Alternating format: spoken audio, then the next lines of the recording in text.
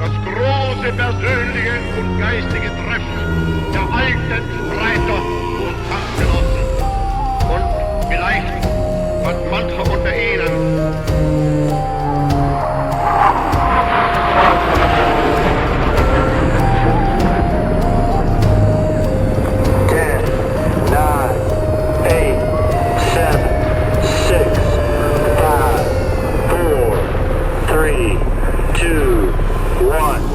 Bienvenidos a Archivos del Tiempo, podcast.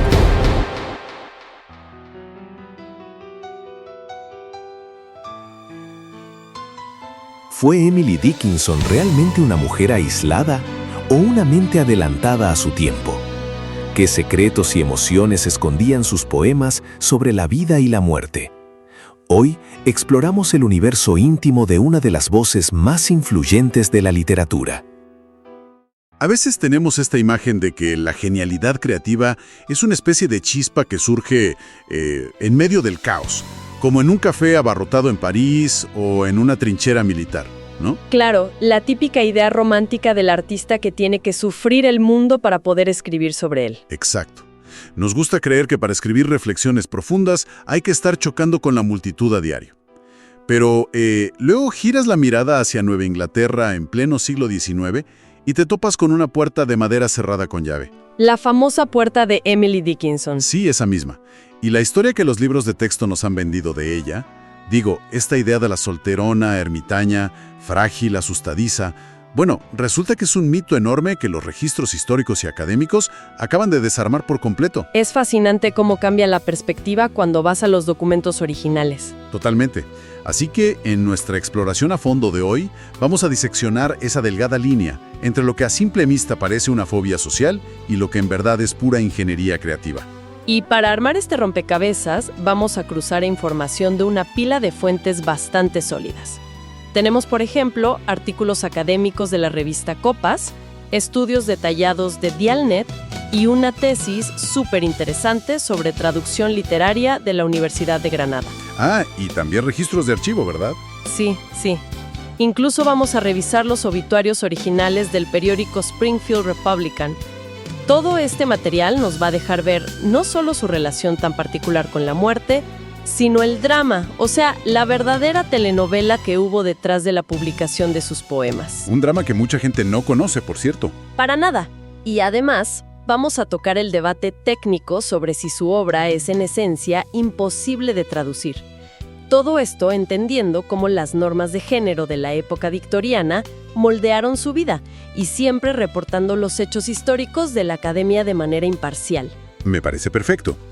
Entonces, para comprender lo que Dickinson escribía, creo que primero hay que entender por qué decidió vivir de esa forma. Durante décadas, la etiqueta de la reclusa de Amherst sirvió para despachar su genialidad como si fuera un subproducto de una neurosis. Claro, se daba por sentado que no salía de casa porque el mundo exterior le daba terror. Ajá. Pero los textos académicos actuales aplican la psicología profunda y, tiran esa idea por la ventana. Jung decía que los seres humanos navegamos entre dos existencias.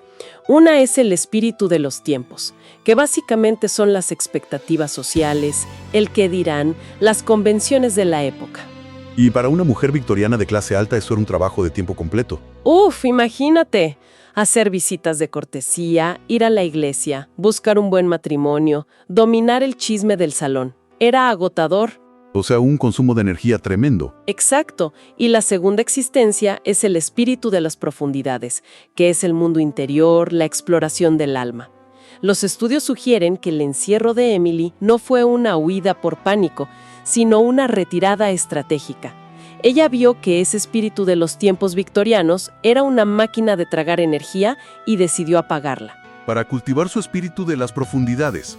Es como la versión del siglo XIX de poner el teléfono en modo avión de forma permanente. Me encanta esa analogía, es tal cual. Hoy en día si alguien apaga sus notificaciones y desaparece de las redes por un mes, la gente asume que está en una crisis terrible, cuando a menudo es solo una medida extrema para poder concentrarte. Dickinson hizo eso con su vida entera. Necesitaba silenciar el ruido para escuchar sus propios pensamientos. Y vaya que los escuchó. Pero hay algo que me hace un poco de ruido. Si leemos las cartas publicadas, vemos que mantenía una red inmensa de amistades por correo. O sea, la mujer leía a Darwin, consumía noticias sobre la guerra civil estadounidense, debatía con intelectuales. Sí, estaba súper al tanto de todo. Entonces, si estaba tan conectada con el mundo a través de las cartas, ¿por qué la historia se empeñó en pintarla como una loca encerrada en su cuarto? Pues la respuesta está en lo rígida que era la sociedad de esa época. La sociedad victoriana, con todo su sentimentalismo y sus roles de género tan marcados, no tenía forma de procesar a una mujer que elegía la ambición intelectual por encima de ser esposa o madre. Claro, no encajaba en la caja que le tenían preparada. Para nada. Era mucho más cómodo y menos amenazante para el sistema decir, es excéntrica o está enferma, en lugar de admitir que su encierro era un acto de insubordinación intelectual. Además, las fuentes mencionan a una influencia filosófica clave para ella: Ralph Waldo Emerson. El concepto del eterno ahora. Ese mismo. Ella encontraba la eternidad en la acción presente. Ella estaba en observar al milímetro el presente, pero lograr ese nivel de atención plena es incompatible con estar recibiendo visitas a la hora del té. Totalmente. Y esa atención extrema generaba una tensión creativa que da miedo. La tesis de la Universidad de Granada analiza cómo usa metáforas superpoderosas, en especial la del volcán. Los famosos volcanes de Dickinson. Sí, porque por fuera, los vecinos veían a una mujer serena, vestidita de blanco, cuidando sus flores en silencio. La imagen perfecta de la docilidad. Pero por dentro, sus poemas revelan un magma hirviente. Emociones extremas, dudas teológicas, violencia contenida. Ella misma decía en sus cartas que el simple hecho de existir le causaba un éxtasis tan grande que casi la fulminaba. Y bueno, toda esa introspección tan brutal la llevó a confrontar el tema que la sociedad victoriana más intentaba ocultar bajo eufemismos: la muerte. Así es. Pero no lo hacía desde el morbo gótico o para asustar, sino como un objeto de estudio. Quería entender qué pasaba cuando se apagaba la conciencia. La ambivalencia de la muerte en sus poemas es increíble. A veces es un monstruo detestable y a veces, como en ese poema famosísimo, Because I Could Not Stop for Death, es un caballero súper amable. Sí, la personificación cambia por completo ahí. La muerte detiene su carruaje y le invita a dar un paseo tranquilo, porque ella estaba demasiado ocupada viviendo como para detenerse sola. Es una desensibilización magistral. Van en el carruaje, ven a niños jugar, pasan campos de grano, hasta que llegan a una casa que apenas sobresale del suelo, que es su tumba. Pero donde creo que rompe todos los esquemas victorianos es cuando ensucia la experiencia espiritual. ¿Te refieres al poema de la mosca? Sí, ese donde dice: I heard a fly buzz when I died. Escuché el zumbido de una mosca cuando morí. Es brillante lo que hace ahí. En el siglo XIX, morirse era casi un teatro solemne. Toda la familia alrededor, esperando las últimas palabras, esperando ver el alma subir al cielo. El momento majestuoso. Exacta. Y Dickinson va e introduce una mosca gorda tropezando contra la ventana. Un zumbido molesto, interrumpiendo el gran paso al más allá. Te dice que la muerte no es un coro de ángeles, es un evento orgánico, biológico, y ya. Lo mundano interrumpiendo lo sublime. Y esa fricción nos lleva a los últimos días reales de Emily. Le diagnostican la enfermedad de Bright, una nefritis grave, y queda postrada en cama. Según los registros, compuso un poema final pidiendo que le devuelvan la muerte. Y su última nota a sus primas fue súper corta. 2 palabras: called back, llamada de vuelta. Es poético hasta el final. Pero fíjate, lo del funeral a mí me vuela la cabeza. Pasó sus últimos años encerrada en una sola habitación, pero dejó instrucciones muy estrictas. Prohibió el color negro. Su ataúd era blanco, su ropa era blanca, y exigió que no la llevaran por las calles en un carruaje fúnebre. Sí, la logística fue rarísima para la época. Los académicos del pueblo cargaron el féretro solo hasta la puerta trasera, y de ahí 6 trabajadores irlandeses que laboraban para la familia la llevaron en hombros. A campo traviesa, caminando entre terrenos llenos de flores, de ranúnculos, bajo el sol abierto hasta el cementerio oeste. O sea, exigió que su cadáver paseara por la naturaleza abierta. ¿No nos dice esto que, en el fondo, sentía un amor casi doloroso por el mundo físico que supuestamente había rechazado? Es una excelente lectura. Como investigadora te digo que veía el mundo desde esa barrera literaria justo porque su sensibilidad era abrumadora. Mantener distancia era su forma de protegerse. Una barrera de contención. Así es. Pero la historia no termina cuando esos trabajadores la dejan en la tierra. De hecho, ahí es cuando arranca una de las disputas literarias más dramáticas de Estados Unidos. Uf, la telenovela editorial. Es que esto es cine. Dickinson muere en 1886. Su hermana Lavinia se encarga de cumplir sus voluntades y quema todas las cartas de Emily. Por petición de ella, sí. Claro. Pero entonces Lavinia encuentra una caja de madera cerrada con llave. Y adentro hay casi 1800 poemas. Estaban copiados a mano, cosidos con hilo en pequeños cuadernillos. Lavinia quemó las cartas, pero no pudo destruir los poemas. Se dio cuenta de que tenía una obra maestra en las manos. Sintió la obligación moral de publicarlos. El problema es que se formó un triángulo de lealtades muy tóxico. A ver, cuéntanos esa parte. Lavinia va primero con Susan, la cuñada de Emily, que era su gran confidente en vida. Pero Susan entiende la rareza de los versos y retrasa el proceso. Tenía miedo de que la crítica destruyera a Emily. Lavinia se desespera y decide llevarle los manuscritos a Mabel Loomis Todd. Y aquí es donde explota la bomba. Porque Mabel Todd no era una vecina cualquiera, era la amante del esposo de Susan, o sea, del hermano de Emily. Sí. Los encuentros clandestinos pasaban en la mismísima casa de los Dickinson. Imagínate la escena. Lavinia dándole el trabajo de la vida de su hermana a la amante del marido de su mejor amiga, solo para saltarse a la cuñada. Es un nivel de traición familiar increíble. Pero bueno, yendo a la literatura, ¿qué hace Mabel Todd con los poemas? Mabel se asocia con un crítico llamado Thomas Wentworth Higginson, y juntos le hacen una cirugía reconstructiva a la obra para el primer volumen en 1890. Y cuando digo cirugía, es literal. La mutilaron prácticamente. Sí, Dickinson casi nunca usaba títulos. Ellos se los inventaron. Cambiaron palabras enteras para forzar rimas convencionales y métricas perfectas. Y le quitaron la puntuación. Exacto. Borraron todos esos guiones largos famosos, los dashes, y le pusieron comitas y puntos súper ortodoxos. Aquí hay un debate profesional enorme. Todd y Higginson le pasaron por encima a la visión original de Dickinson. Es como agarrar una canción de jazz llena de silencios y ritmos rotos y forzarla a sonar como una cajita musical. Para que encajara en el gusto de los salones victorianos. Pero seamos francos, si no la hubieran suavizado para ese público, con toda esa gramática dislocada, los editores la habrían rechazado de inmediato.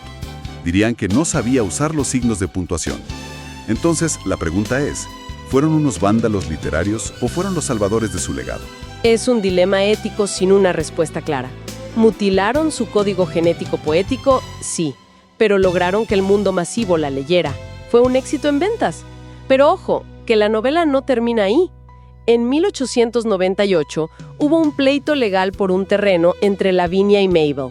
El drama de bienes raíces. Y en venganza, Mabel Todd agarró cientos de poemas que todavía no se publicaban, los metió en una caja fuerte y no los soltó por 30 años. 30 años el genio de Dickinson secuestrado por un pedazo de tierra.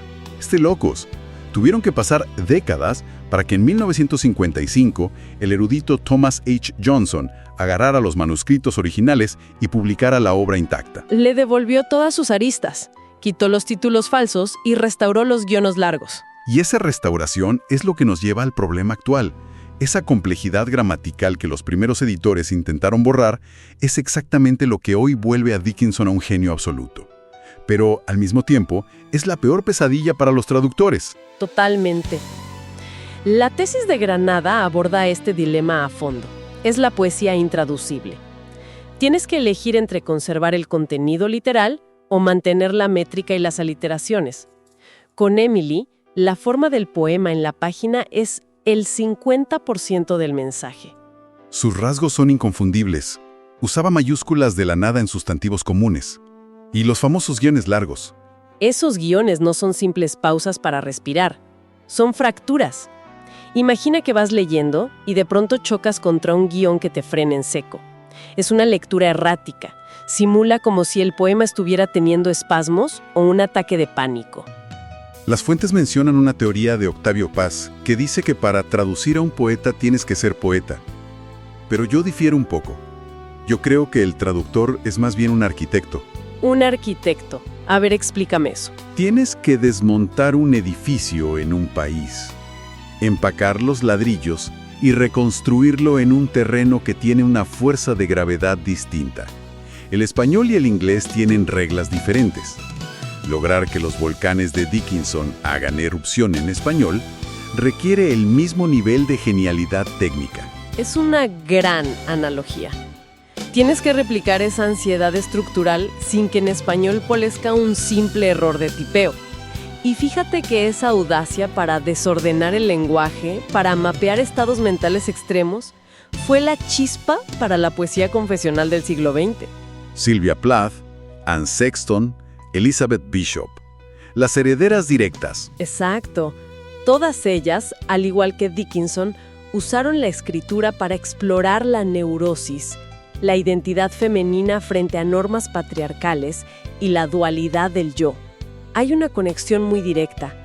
Dickinson naturalizó la muerte con su mosca, y luego tienes a Sylvia Plath describiendo una sala de disección de cadáveres sin ningún filtro romántico. Usaron el bisturí que Emily forjó en su cuarto de Amherst. Es increíble cómo, al rechazar las reglas sociales de su tiempo, ganó la libertad de explorar el universo entero desde su escritorio. Su negativa a publicar en vida fue su mayor acto de rebeldía. No quiso negociar su crudeza. Obligó al futuro a adaptarse a ella, y no al revés. Y vaya que nos adaptamos. Para ir cerrando, me gustaría dejar una reflexión, algo que surge de la historia del baúl cerrado de Dickinson. A ver, dime. Hoy en día, nuestra vida interior, nuestros pensamientos sin filtro, ya no están en manuscritos atados con hilo en un cajón. Están en notas de voz, borradores de correos electrónicos y documentos en la nube. Sí, y protegidos por contraseñas biométricas, además. Exacto. Entonces, cuando ya no estemos, se perderán para siempre los genios de nuestra generación simplemente porque sus familias no tendrán la contraseña para abrir su caja fuerte digital. ¿Cuántas Emilys modernas van a desaparecer en el éter tecnológico para siempre? Es una pregunta fuerte. Una caja fuerte que hoy ninguna hermana podría abrir por más que quiera. Se los dejamos a todos para que lo piensen. Con esto terminamos nuestro análisis de las fuentes de hoy. Muchas gracias por acompañarnos en esta inmersión a fondo. Cada episodio es una batalla contra el olvido. Gracias por estar del lado de la memoria.